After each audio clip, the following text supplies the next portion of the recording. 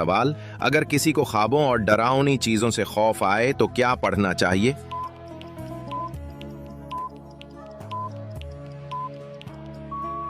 सही जवाब आयतुल कुर्सी।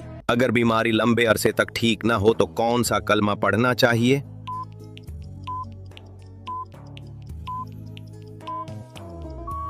सही जवाब या शाफी पाल। अगर दिल टूटा हुआ हो और गम दूर ना हो तो क्या विर्द करना चाहिए?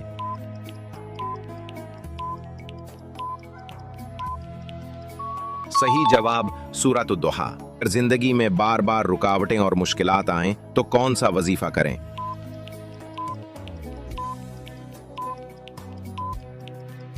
सही जवाब या फत्ताह। पांचवा सवाल, अगर दिल हर वक्त अंधेरों और गुनाहों की तरफ माइल हो तो क्या पढ़ना चाहिए?